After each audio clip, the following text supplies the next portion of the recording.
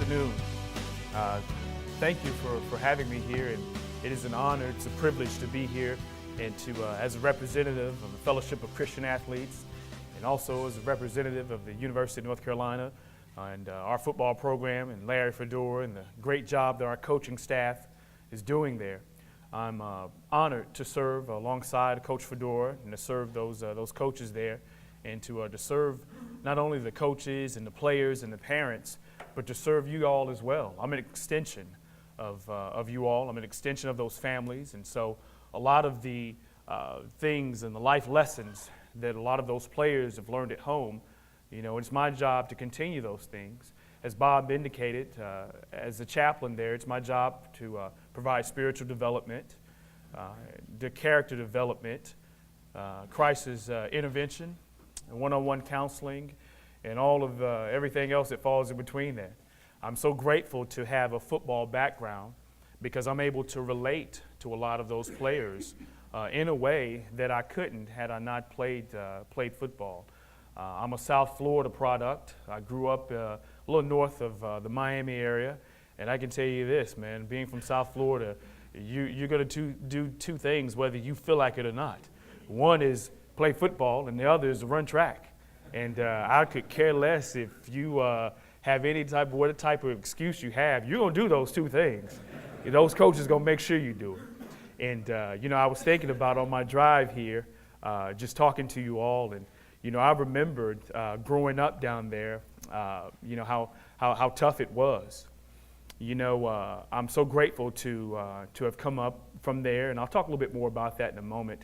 But I'm sure if I ask the question in here, how many of you have goals, dreams, and ambitions, I'm sure that all of you would probably raise your hand. They may not be the same goals, dreams, and ambitions that you had some 10, 20, 30 years ago, but I'm sure, nevertheless, that you still have some goals ahead of you. I know I sure do. You know, I'll never forget that when I turned pro and coming out of college, and when I turned pro, two things I did. One was, that changed my life actually. One was I made Jesus Christ the Lord of my life, and the other was I got married. And so this past weekend, Memorial Day, the weekend of Memorial Day, my wife and I celebrated our 17th year of marriage. And so, you know, I don't look like I'm about to turn 41 in 4 days, but I'm about to turn 41. I shaved, so that's why I don't look the part. But my kids would tell you. But my family, I love them, and they wanted to come today, but the kids just got out of school, and so they slept in, so they missed their ride. But nevertheless, man, I'm so grateful for my family. But there was a time when, you know, I was so focused on my goals and dreams and ambitions that I neglected some of the most important things for me. And I remember coming out of college and trying to earn that NFL contract like a lot of our guys are doing right now. You know, doing those things, it was hard. It was really difficult. And, you know, I worked out for a lot of different NFL teams, if not all of them. And some liked me, some didn't. Some, you know, you're right, some you're too small, or what have you. But I'll never forget that every time I would interview with one of those teams, I was so anxious, I was so nervous because, you know, not only did you have to perform on the field, which lasted about an hour and a half, well, then you had your one-on-one interviews where you had to look them in the eye, you had to talk football, and they had tests for you and things of that nature. Well, I would always hear, Mitch, we'll get back to you. Mitch, we'll get back to you. And so when I would come home every day, my wife would be there. You know, we hadn't been married long, a couple of days, you know, weeks, whatever. And so when I would come home, she would always be there, so nice and so kind. And she would say, you know, babe, how did it go? And I always had to, I don't want to talk about it. I don't want to talk about it. And so she would, every week, every other day when I would work out for those teams. And so one day I came home and, you know, she asked me and I like just, you know, really erupted. I was like, I don't want to talk about it. I'm unsigned right now and I'm looking for a job. And, you know, I don't want to talk about, you know, what's for dinner. And so that next day or two, remember now, I'm a young Christian. And that next day or two, I worked out for an NFL team in Tampa. This team flew down to Tampa to work me out because that's where we were living at that time. And so when the workout was over, of course the interview was over, they said the words that I was so familiar with, and that was, Mitch, we'll get back to you. So I'll never forget this particular day. It's hot outside. I've been at it for the last 3 hours. I'm tired. And I've got my old Gatorade bottle. And I've got that same Gatorade bottle a lot of the kids use today, Matt, and at camps. And, you know, I'm drenching myself. I'm pouring this thing over my head, and I'm so tired. And I'm bent over, and I'll never forget these words as long as I live. And it was this. The Holy Spirit spoke these words to me, and I'll share them with you. He said, Mitch, your quality of life is wrapped up in how you treat your wife. Your quality of life is wrapped up in how you treat your wife. You see, since I was 6, 7, 8 years old, I wanted to play football. And the Lord had been so gracious to me, even though I didn't know him, to allow me to do some great things in high school. And then I went on to college and I did some even greater things. And now I was trying to reach my ultimate goal, dream, and ambition, and that was playing the NFL. And while those things were important to me, they weren't important to the Lord. You see, when I got married, the most important thing to God was the way that I treated my wife. He brought this helpmate alongside of me to cheer me on, to help take care of me, to help with decisions. And here I was so bombarded and blind, if you will, and trying to focus on my own goal, dream, and ambition that I forgot the most important thing, and that was my wife. You see, I learned that day that no matter how talented I was, no matter how fast I could run a 40, which was 4.28, no matter how good I could backpedal, no matter how many interceptions I got, none of that mattered. God had been so kind that he gave me a treasure in my hand. And until I learned to take care of that treasure in my hand, no matter how good I was, he wouldn't release to me the treasure that was in my heart. Until I learned to honor the one in my home, no matter how talented I was, there'll be no honor for me outside the home. And so I tell you, my wife is the most important person to me outside of my relationship with Jesus Christ. But it wasn't always like that. It wasn't always like that. I didn't grow up in a Christian home. I didn't have Christian parents. I didn't know anything about Jesus Christ until after college. I didn't know anything about whether you were Methodist or Baptist or Pentecostal. I didn't know anything. I didn't know anything. Because down there it was hard growing up. It was hard. It was tough. So growing up, I was thinking, driving here, you know, I've got this ring on. I don't wear it a lot because it's great, it's awesome. I appreciate it, but I don't wear it a lot. But the thing that I do wear is a scar on my finger. You see, when I was a junior in high school, it was during weight training, and I told you about my coaches, and I'm in a crowd, I'm in an audience, to where if I say the name Woody Hayes, you all would know who that was. And you probably know how he behaved on those sidelines. Well, I played for the black Woody Hayes. And I'm telling you, my coach, Coach Sutton in West Palm Beach, was about as dark as this phone. And I'm telling you, he was a feisty something. And he was one of the ones where you hated playing for him, but because he was so hard, he was so rough on you. But at the end, you enjoyed the life lessons. Well, Coach Sutton wasn't only the football coach, he was also the track coach. And he wasn't just the track coach and the football coach, he was also the weight training coach. So you could not escape Coach Sutton. You couldn't escape him threatening you, threatening to go upside your head. You couldn't escape any of those things. And so one day we're in weight training. It's during track season. And you all remember the old leg press machine where you sat on one side of it and you pushed and the weight on the other side of it went up. Well, it was one of those machines where the pin was stuck. And half of the weight was up here, and the pin is in here, and half of it was down here. Well, there's a girl on the other side of it, and she's pushing it, and can't get it. Coach Sutton is check and roll. So, me being the good Samaritan that I was, listen, I'll help you. Don't touch anything. Just be still. And I'm pulling this pin, and I'm pulling it, and I can't get it out. And the girl says, "What did you say?" And she let go. And when she let go, that weight came down there, and it took off half of my right ring finger. And when it took it off, of course, at that time, I'm almost in shock. Because of the pain, it was so painful. And when she took it off, my, of course, hand was pinned in. And I'm doing this, and obviously my buddies came, and they pulled me. When they pulled me, it came off. And so it fell on the floor, and they got me, and they looking, and here comes Coach Sutton, like, oh, my God, Mason, what? And so he grabs my arm. Now, this is a coach he didn't want to show any emotion in front of. I mean, he was the type of coach that he would tell anybody who wanted to be in the band or the choir that you can't play football. You're not going to be singing on my field. So get off my field. He was that type of coach. And so anyway, this coach comes and he grabs my arm and he's trying to stop the bleeding. There's blood everywhere. I never seen blood that color. It was purple. Never saw the veins and everything. And I'm kind of looking at this thing like, wow, that's what a finger looks like, huh? Okay. And then here my buddies over there, they picking it up and the other part of my finger, and I'm seeing my nail and all that stuff. And I'm like, man. And everything is in slow-mo because I'm like shutting down. And so he grabs me and he's got my arm, so I'm behind him. And I'm grateful I'm behind him because now tears are running. And I'm like, oh, I don't want Coach to see me crying. So he's like, oh my God, oh my God. So he runs over he's got me behind him, so I'm behind him. And he's dragging me. And he goes over to this file cabinet. And inside this file cabinet is a can of alcohol spray. And he sprays that finger. And when he sprays that finger, man, I'm, I don't want to show it him up. The true story is, so Coach, of course, the paramedics got there. They took me in. They repaired this thing and they reattached it. And I mean, it was a horrible accident. Well, nevertheless, that happened about maybe 1 o'clock that afternoon. Missed track practice that day.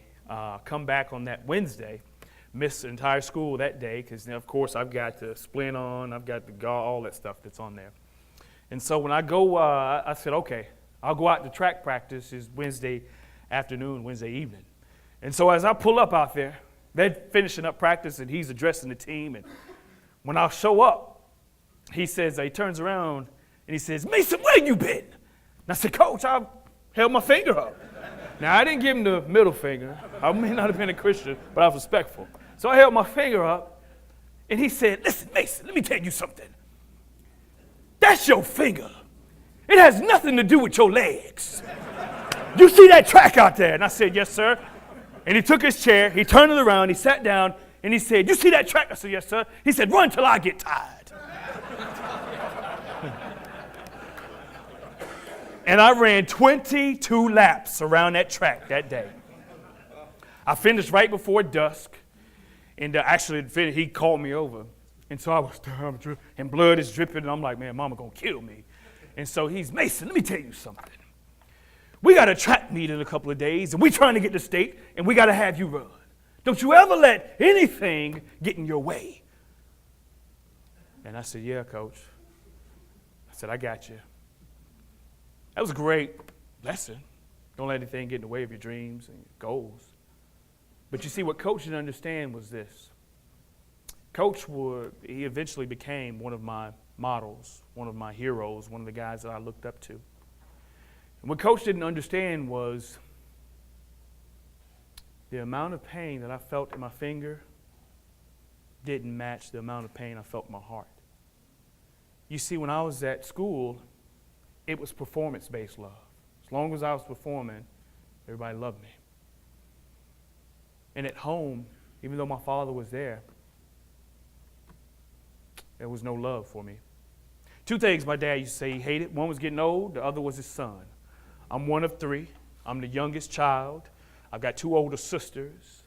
And anytime you don't grow up with Jesus Christ as your Lord and Savior, and you don't grow up in a Christian home, it is hell. Not to mention that we always lived in poverty. I don't know how many times I've moved before I graduated high school. I probably would say 12 to 15 times.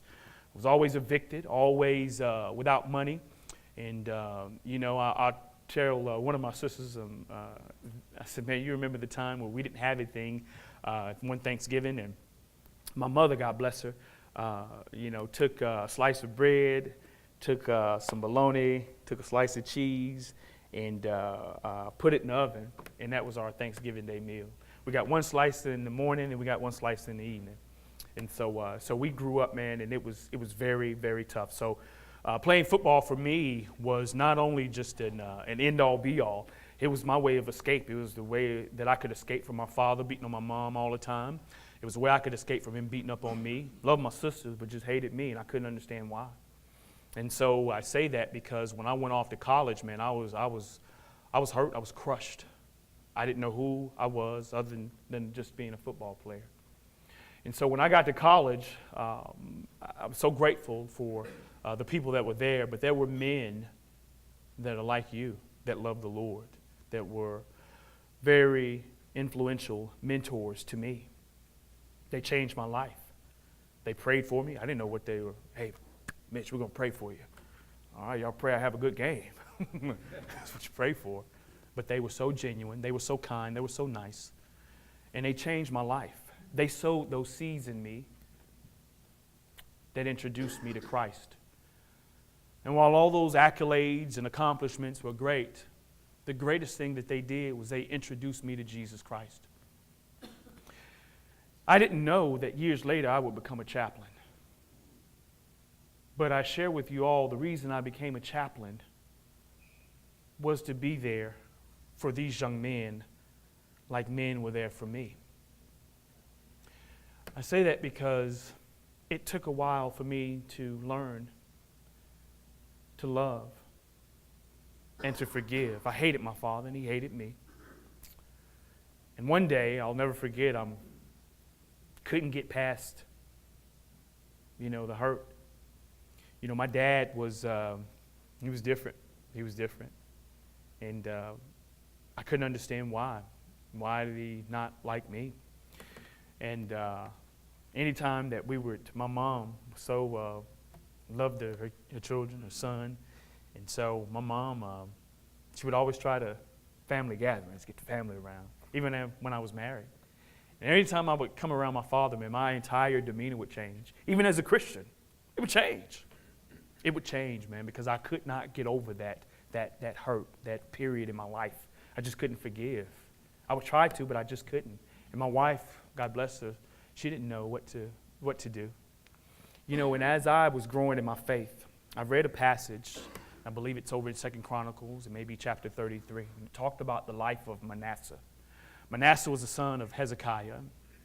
And I know you all know these things, but, it's funny how Manasseh was so wicked. He wasn't like his dad. He did a lot of wicked things. Old Jewish sages tell us that he was the one that killed the prophet Isaiah. He got tired of the prophet trying to encourage and minister to him.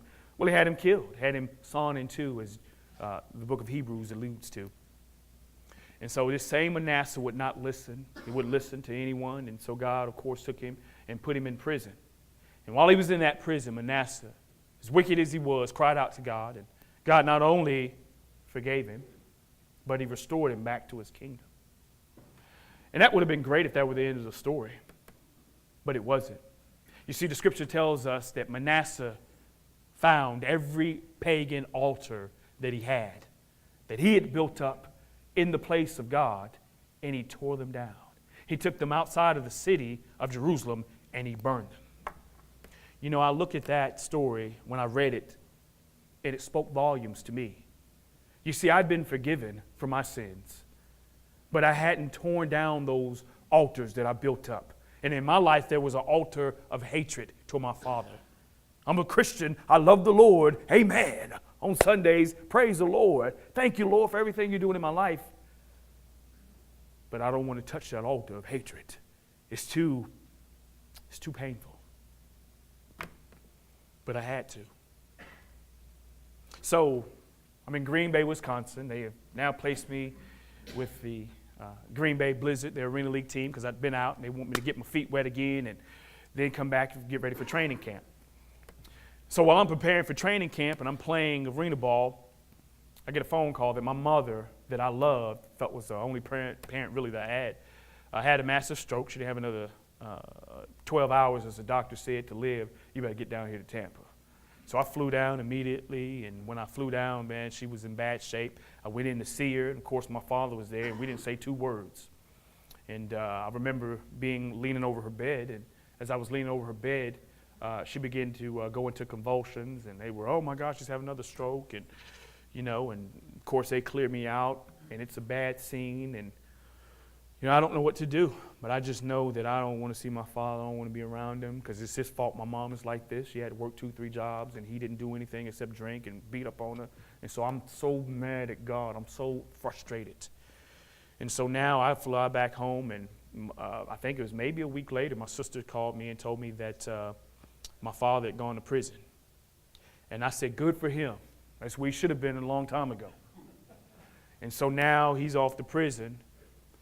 And I'm that next man up. I'm the only son. And the Lord challenged me to walk away from football and go home to take care of my mother. And man, I kicked against that, guys. I'm just being authentic. I kicked against it. I didn't want to do it. But the Lord said, ask for your release and go home. And so I did that. And they understood. And so I get back to Tampa, and I've got babies and a wife, and I'm there looking after my mom who did live, and she's in a nursing home. And so as she's in that home, and I'm going up there every day, and I'm trying to be there for her. I'm talking to doctors because I'm a power of attorney, and I'm looking after her. And so over a year of doing this, and I'm so bitter at God. I'm so frustrated. I'm so angry because here this goal, dream, and ambition is right here in my hand. And the only thing I had to do was just close it. Close the deal. And now I can't because I'm having to stand in the place of a guy who hates me, I hate, and in my own opinion, caused this. So now I'm frustrated with life. And the only thing I would do as a Christian would go home and I would drink at night. Wait till the family went to sleep and I would just drink because I didn't know how to deal with this anger. Well, over a year later, my father gets out of prison on a technicality. So he gets out of prison, and just so happened that one day I'm driving up to this nursing home. I got my old jeans and old boots on because I'm designing and building swimming pools and spas. Had to have a job, wasn't playing football, so that's what I was doing. So I'm doing this, and I walk up, just so happened one day, and I'm getting out of the truck. And when I get out of the truck, I see this guy looks similar to me, but he's older. I see this guy with this black trash bag, and he's coming up there, and he's walking. I see him, I say, oh, man, here we go. And all these emotions are rising, and he walks up, and we're standing outside this nursing home facility in Tampa. And when he walks up, he's, what are you doing here? And I said, oh, here to come see about Mama. And he said, I thought you were playing football. He hated that. And I said, no, I'm not anymore. I was. And he said, oh, what happened? I said, well, when Mama had the stroke, somebody had to look out for her. You weren't here, so I'm the next man up. And he stopped. And he still got this trash bag. And he said, you mean to tell me that you walked away from football to help take care of your mama? And I said, let me tell you something. And for the life of me, as God is my witness, I don't know what made me say this. But I was so indignant, and I turned to him and I said, you know something, man? If that were you in there, I would do the same thing. My father dropped that trash bag, and when he dropped it, man, we used to square off all the time. And so, of course, all these old 10, 12, 13, 14, so I square up. I'm thinking and he turned, and he says,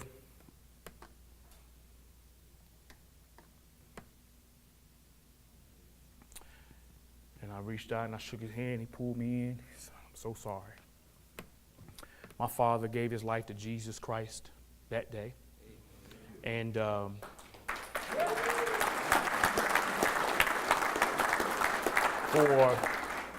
for the next 3 years, he and I were best friends until the day that I had to bury him. And so it was funny how that happened because I didn't plan for it. But I understood this. I understood the lesson that all of the years my mom would try to get him to go to church, talk to someone, talk to your family, get over this anger that you have. His name is John. Get over this anger. He wouldn't. But the anger that he had towards his kid, towards his son, and to see that old boy sacrifice his dream for him, man, it was too much. Gave his life to Christ. And the lesson wasn't about my dad. The lesson was about me learning to forgive, learning to tear down that altar. And I see so many men that are so great on the outside, but we tore up on the inside. So many men internalizing, so many men that haven't addressed altars in their life. Maybe it's not hatred.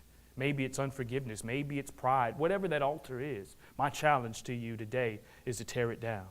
You know, I firmly believe that God will never do anything through you until he first does it in you.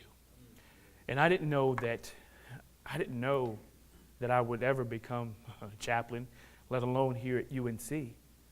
But I tell you something, man, when you want to impress someone, you tell them your accolades, but when you want to impact them, you tell them your failures. And so most of those conversations that I have with those young men on that team are about my mistakes, about my failures, about how the Lord had to change my heart, how he had to change my life. And I tell you, it's not transactional with me, it's relational. Man, I get in the nitty-gritty with those young men. So much so that where we had a young man that a couple of years ago, his 12-year-old sister was beaten, kidnapped, and raped. And he left. He left the program. We didn't know it. Coach Fedora's, where is he? He's not in meetings, where is he? And we found that out. So I told Coach, and we were standing out there in the spring at practice, and I said, Coach, I can't be here. And he said, I understand. I said, no, man, I promised his mama that I would look after him. And so that young man, being the only male in the home, felt like he let his younger sister down.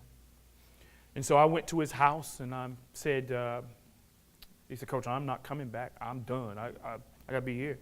And I said, man, I'm with you. I probably wouldn't return either. I said, but let me ask you a question. And his mom was in there, and of course it was emotional. And I said, let me ask you guys a question. I said, have any of you all been to New York City? And they said, no. I said, so no Harlem? I said, no. I said, have any of you ever been to Los Angeles, Compton, Watts? I said, no. I said, how about Africa? You ever been there? And they said, no. And I said, but each one of those places you heard is dangerous, correct? And they said, yes.